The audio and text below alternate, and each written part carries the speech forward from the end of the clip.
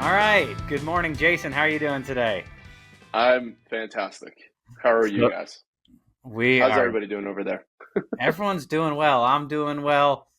Consume Media is doing well. I just got back from a nice little island vacation last night. So a little refreshed and little ready to get back to work and Oh, a lot ready to talk to you here today, Jason. awesome. Um, I want to start with the funny way how we somewhat met each other, Jason. I think we're LinkedIn friends because I think on my birthday or sometime a few years ago, I posted a picture of me in my Consume Media hockey jersey, and I'm pretty sure you responded immediately and said, "I need to know this guy. He's a hockey player. He's got Consume Media hockey jerseys. We play men's league. Let's meet each other." And I think just a nice little hockey connections what got our relationship off the ground. It is for sure. And for anybody listening that doesn't know this, Atlanta has a huge, like beer league is what we call it, right? You don't have to drink beer, but it's frowned upon, I think, if you don't after a game. But it's one of the largest adult hockey organizations in the country, which surprises a lot of people. So anytime I have the opportunity to meet somebody that has that intersection of the business world and the hockey world, I'm like, I absolutely, like Leo, you said, I'm like, I got to meet this person. And then as we started kind of peeling back the layers of the onion, turns out that I, at the time, was a teammate with a very good friend of yours from college, Jake Goodman. And yeah, we sort of just hit it off from there. I love it. Yeah, and that's how these relationships start. Sometime Yep. LinkedIn, hockey, business, startups, all small world. Yep. Uh, but Jason, you've had some interesting new developments in your life, and Yeah. have now started Sympatheia. Tell Yep. me a little bit about Sympatheia. Give me your best sales pitch here. Yeah, well, one other interesting development that I've had in my life in the past couple months is also my puppy named Leo, uh, named after you, and also Leo Messi, the greatest soccer player of all time, but primarily after you. Um, yeah, so I I realize that there's this void in startup world right now. Technical founders who are brilliant at what they do at building product engineering, software development, design, um, and they're brilliant at what they do and getting this product off the ground. And in most cases, getting a couple of customers, founder led sales, and then they hit a wall. They don't know where to go from there. And it is what happens a lot of the time is they will then think that, oh, I need to hire like a super senior salesperson, and give them a fancy title, and that'll solve all my problems.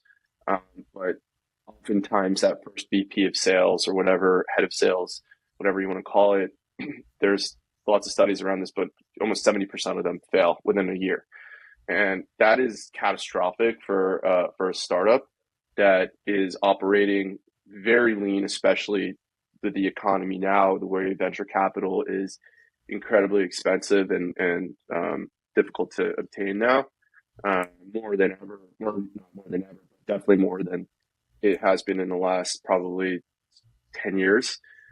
So to hire someone who's expensive only for them to not work out and drive the revenue you were expecting them to drive will set you back and could be, like I said, like a catastrophic event for that startup. And I noticed that this was like I said, it was a common thing that was happening. A very common theme with these technical founders, and I was like, I can help. This is what I'm good at. Like I can come in and help these founders develop a really strong foundation for sales, a repeatable a sales process, so that they can start driving revenue, repeatable revenue, scalable revenue, in a consistent way. And then ultimately, I'll hire somebody to take over for me. So sort of swoop in, swoop out. over, a couple months, couple quarters, whatever it is, and they're in a really good spot by the time I'm finished and I'm leaving. So yeah, that's the genesis of this. I've been doing this for other companies for a long time as like a full-time employee, where I go in and fix or build or whatever. But now I'm sort of going this like consulting route where I can help a lot of different companies. It's been awesome. It's been a lot of fun. First time doing anything sort of entrepreneurial.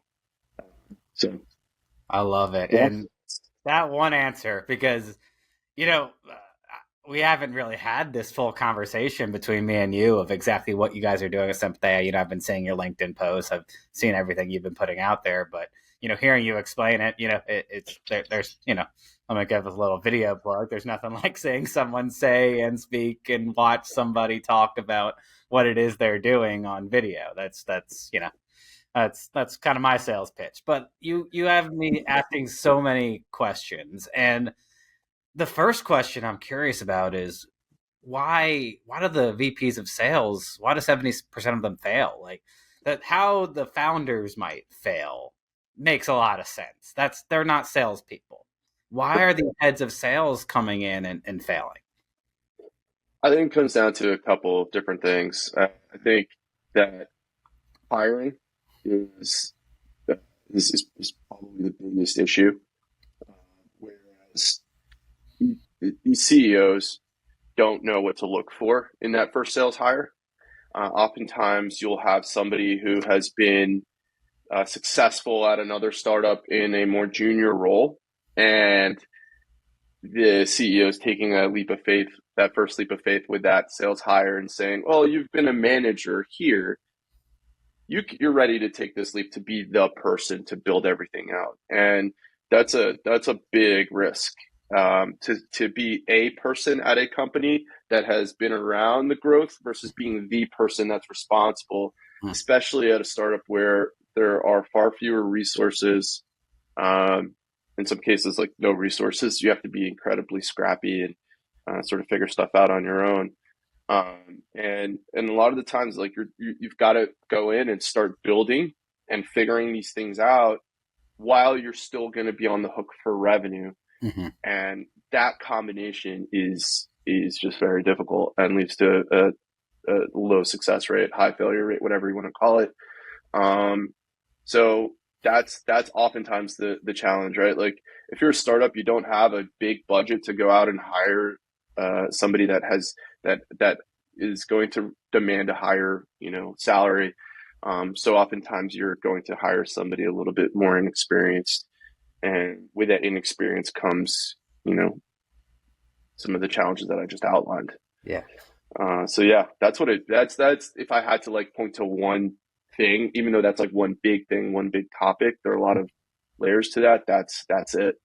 And it sounds like, because one thing that I've heard, I don't know if it's direct quote, but it's the idea that if you need to be able to sell, it's sorry, I'm trying to say, you can have a high budget and you can be successful in sales with a high budget, but that's a totally different ball game than being successful in sales with a low budget, which seems to be the companies that you're working with, is these super early stage startups that don't have the low budget. So maybe hiring the VP who's managed a 50-person sales team before isn't the right fit.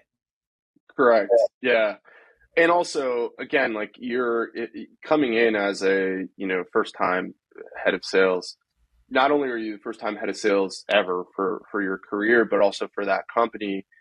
So you're learning what it means to be a head of sales. You're learning what it means to be a head of sales at a startup, and oftentimes those expectations are very misaligned. Um, and, speaking from experience, I was early in my career, and I wanted nothing more than to be a VP of sales at a software startup. And there was a group of guys that I sort of came up with when I was working in New York City, and a couple of guys got promoted. And I'm like, I've got to do it. I've got to do it. And I jumped at an opportunity without really putting it through any sort of level of scrutiny on my end. And it turned out to be a bad move for a variety of reasons, but primarily where what I was expecting and all the glamour and glitz, like heavy air quotes there, what I was expecting to come in and be this VP of sales was not the reality. Like I Mhm. had to learn how to do everything and build everything with next to zero resources, and also very little product market fit, right? There were a couple customers, and it's not like it's just like pour gas on a fire and it goes. Like, no, like we have to figure out how to actually get this thing going while there's an expectation, like I had mentioned earlier, that you're going to start driving sales. Like it's about ROI, right? You're a Mhm. business owner, you understand it. If you spend X, you want to get something in return. So if you're spending X and then month after month after month, you're not getting the return, you're going to start getting a little antsy. Um, and especially with a short runway for that these startups have, and their investors in their ear, like got to get to profitability or got to get to break even. There's not a lot of money out there to give you. Um, it's scary as hell for a founder to be in that position. So this model that I have right now, it really mitigates a lot of the risk for the founders because we're not locking anything up long term. This is like I'm coming in, fixing a lot of things, and building this process for you to be able to scale. And it's very objective, like the success metrics here. So the, we're really, like I said, mitigating a ton of the risk for that business and mitigating the risk for me selfishly because I'm not attaching myself to one organization. Mhm. It allows me to work with a lot of different founders, different industries, which is really cool. I love learning a lot about a lot of different industries and products. Love it. And that long answer right there kind of sparks a totally no a very related question in my mind. So let me frame it this way: you and I, we're both business owners, right? We're both in the services industry. Both of us also are working with a lot of companies in the software startup technology space. So I want to focus on what you're doing to get the business for yourself because it is a wildly different ballgame to get business in the services industry than it is in the software industry. So tell me a little bit about your go-to-market strategy and what's working for you. So I'm still new at this. I'm not nearly at the level Consume that just puts out, you're putting out great content. It's also sort of like a cheat code for you guys because that's actually what you do. So you're drinking your own champagne. But for me and my decision to kind of shift gears and go this route, it's just the adage of like your network is your net worth. And I've worked really hard in my career in the last almost 2 decades now, uh, building a really strong network of not just people that I know, but people that I like and like me, that we've either worked together or have had encounters or conversations.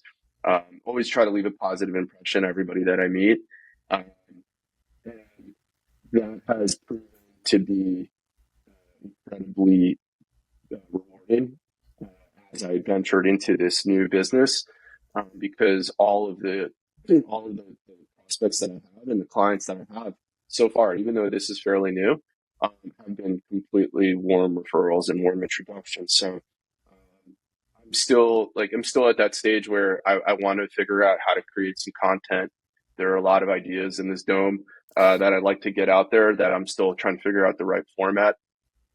Um, and whether that's just like a creative release or a way to generate more brand awareness and ultimately generate additional, referrals, business, um, or all of the above. Right now, the pipeline is primarily uh, through warm referrals within my network, which has been great. I love it. I mean, that's still how we get a lot of business is from Yeah, referrals in the professional services industry. Again, we can say that our videos are better than the next video production company, right? And maybe they are, maybe they're not. But they are ultimately, totally. Yeah, you said it, not me. But yeah, ultimately, people want to do business with people they know, people they can trust, and people they have a relationship with. So, right. it totally makes sense to me. I mean, again, I've been doing this for a long time. We crank out a lot of content. We try to get a lot of brand awareness. We, again, drink our own Kool-Aid or drink our old champagne because we can post our videos, our LinkedIn that say, hey, they're cool, and videos are naturally going to get good engagement on LinkedIn. So there's all that too. But like Yep. at the end of the day, in the professional services industry, in the agency world, it's a lot about relationships and it's a lot Yeah. about building that network, right? Yeah. Yeah. I mean, I'm at the point where I I'm sort of like I guess I'm an extroverted introvert. Uh, I think that you're probably similar in some ways, where like if you're having a conversation with someone, it'll go. But I hate networking. Like I don't put me in a room and make me I can't do that. But I love to chat and I love to talk with somebody that I know or even like loosely know that person. We can hit it off. And the what I've done is I've always been in the school of thought of like take every introduction, take every call, Mm-hmm. because you never know what that's going to lead to. Absolutely. And like I said, like always leave a positive impression everybody that you meet. That doesn't mean like be fake. Like I consider myself to be very authentic. I'm very transparent. You're always going to get like the real version of me. So there's consistency there, but also I do make it a point to leave some sort of a positive impression on Mm-hmm. everybody that I have a conversation with, even if it's just a couple minutes or whatever. And I don't believe in burning bridges.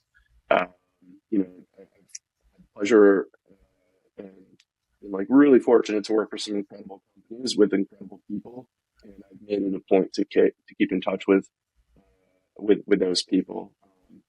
Even my first job out of college, I worked at Enterprise Rent a Car right out of college in the management trainee program.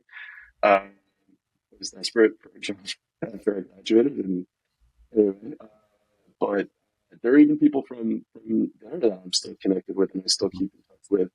Um, and yeah, I mean, you never know who you're going to meet. You never know what those chance encounters, those chance meetings are going to turn into at some point. So get yourself out there and kind of, um, break out of your shell Yeah. in a way that works for you. Totally. And kind of on that note, like I have a couple kind of things that I've seen on my end that you may or may not have seen the same things. It's like, hey, let's break this up into a couple different categories. But first of all, the staying in touch with people and building relationships, right? Like, even if you are reaching out to somebody potentially for new business, but you know them, you're going to get a high response rate, whether it's a cold lead, but you know them, you're going to get a high response rate, right? So if you know 200 people and you reach out to all of them, probably 100 of them are going to respond. Whether they say yes or no, that's a different story, but 100 of them are going to respond. Versus if you're Correct. going to 200 people you don't know, what are 5 to 10 of them going to respond? Maybe like something Yeah. like that. Like, so it's meeting the people and utilizing those people. If they don't have new business for you now, that's fine. They might know someone who does, but they're also going to remember that you reached out and said, hey, how are you, what's new in your world, right? So Yeah. that's one thing that I've seen to be very interesting with using your network. And also kind of back to your first point, it's, I also am not going to be the biggest fan of being, hey, Leo, go to every networking event possible and make small talk, and maybe someone there is going to want to buy videos. But if you say, hey, Leo, talk to this person about video, I could do that all day. It's fun to talk about things that you know about. It's fun to talk about things that you're somewhat of an expert in, and it's fun Nope. to talk about things that ultimately could lead to new business, right? Yeah, absolutely. I also a couple other things that I've found. Um, it's and this is in no particular order, but when you're having a conversation with someone, don't make it about you. Always like what's going on in your world, like what's going on with you, like how's the family, how's business, whatever. Um, and then naturally, like not inevitably, but like naturally, the conversation should then transition to like, so tell me about what you have going on. But you're not like just dumping all over them with like, let me tell you all about me. So I think there's like a genuine approach to that. when you're having these conversations, and then, leaving it with a, like, is there anything I can do to help you out? Or are there any introductions I can make? Whatever it is, right? So don't make it one-sided. Like, that's a big, I see people do that, and it's just, that's like, no, come on. Like, that's not great. And then the other thing that's fascinating to me still, uh, you mentioned LinkedIn and content and putting stuff out there. And I've got, a good friend of mine, who is very big on LinkedIn and LinkedIn branding and teaching executives how to do better branding for themselves and for their company on LinkedIn. And he's done a really good job of, like, learning the algorithm, and he's been invited to LinkedIn a bunch of times. And he's developed a big following. And I've noticed a few other, thought leaders on LinkedIn that have done a really good job of building this massive following, where they'll post something and it'll get, tons of activity, tons of impressions, like hundreds of thousands of impressions. Mm-hmm. And I think the key there is to, like, get out there on LinkedIn, and be thoughtful about what you're doing. Don't just, like, I saw a dog today. Like, don't just, like, do post mindless stuff. Like, be thoughtful about what you're posting.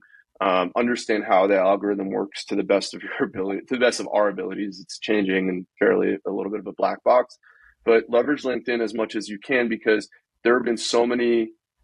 I can't even, like, count how frequently someone will reach out to me and randomly be like, I love your content. And I don't think I put good content out at all, like, compared to other people. I just randomly put stuff out there. It's not as thoughtful as it should be. I had coffee the other day with somebody here in town, who I've known for a while, like, through people, and we finally linked up in person. We have some mutual friends and whatever. And he's like, yeah, I've been following your content on LinkedIn for years. It's great. I was like, what? Like, fan? So it's just, so I think the moral of the story is, if, like, this guy could do it, then you could definitely do it.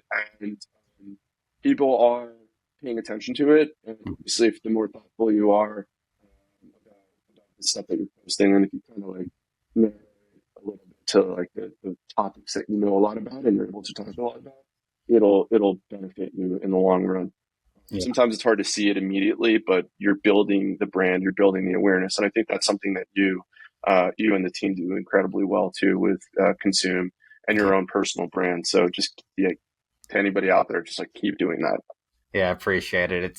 I say I'm never going to expect one single post to get me any business, but what I am hoping for when I post on LinkedIn every day is that, when somebody thinks that they need video, they remember that they saw me post about this, or they've been seeing me post every single day, and they think about me and Consume Media as the video marketing experts, of Atlanta, of the Southeast, of, I'm not going to say the world, we're not there yet, but maybe one day. Walk before you run, right? Yeah. I mean, Love it. Jason, I think we could talk forever. I do try to keep these around 20 to 25 minutes. Yep. So I want to wrap it up with just, I just want to ask you, what advice would you give to someone who wants to follow a similar journey to you? Or what lessons have you learned on the way that you think it's super important to tell the world? Something that I learned recently is just the simple concept of action creates momentum. And we all have this idea in our head of, like, I want to do this thing. I want to learn how to play guitar. I want to run a marathon. I want to start my own business. And you're oftentimes just consumed with, like, the end product. And it's like, it's very intimidating thinking of all the steps that you need to go through to get to that end result of actually being able to play guitar, actually being able to, and, like, you've got to just start, and action creates momentum. So for me, starting this is something that I've been thinking about forever. And it was simple as, it really was as simple as, like, there was a conversation I was having, and I was like, what do you think about this with a startup founder? And they're like, this sounds great. I was like, all right, I think I have a company now. And then I bought a domain name, and I have an LLC now. Like, it just started going, and now I have a business. Like, it's not an idea anymore. It's a real thing. And the creates momentum. Like, I can't stress that enough. Like, stop just thinking about it. Like, get off the sidelines and just like start somewhere. It's so true. And like in the business front, it's like, hey, sometimes you're intimidated by putting that presentation together, but just click that keynote button in the bottom of your screen, and then the presentation software is open. Like that's like a real Start. thing, right? Just freaking start. Just press start that somewhere. button. Yeah, yeah. Love it. And Jason, just tell us a little bit about where people can find you, what's a good lead for you, and we can close this up. Yeah. So I'm working with startup founders and CEOs that are, less than, $1 million in annual revenue. Uh, they can have sales team or not. It doesn't really matter. And they're looking to figure out how to start scaling their sales function, their revenue function. It's sort of industry agnostic. It doesn't matter. That's kind of irrelevant. So that's sort of like that sweet spot, sort of like a technical founder, less than $1 million in annual revenue, that's looking to scale their sales. I'm very active, so you can just find me on there. That's probably the best place. Or if you want to go to my website, Sympatheia Growth, it's Sympatheia I'm very big into stoicism, a lot, but it's the idea that all things are interwoven with each other and therefore have an affinity for each other. So this idea of like putting pieces together to build a successful startup, like putting everything together so that things can start to grow. So of course I had to use a stoic idea with the naming of my company. I chose something that's really easy to pronounce and spell. So that's good. Maybe we'll change it. It's all right. You'll still be surprised the amount of people who say, "So what does consume mean?" Consume. Or consume. Just like no, it's French. Yeah, it's Italian. I love it. So even if you write an English word that is super, you see every day, it can still get mispronounced. Exactly. It doesn't matter. It doesn't matter. Jason, it was an absolute pleasure getting you on this episode of Marketing Mavericks here today. Any parting words, or we feel good here? Feel good. Thanks for having me. It was always great to chat with you, man.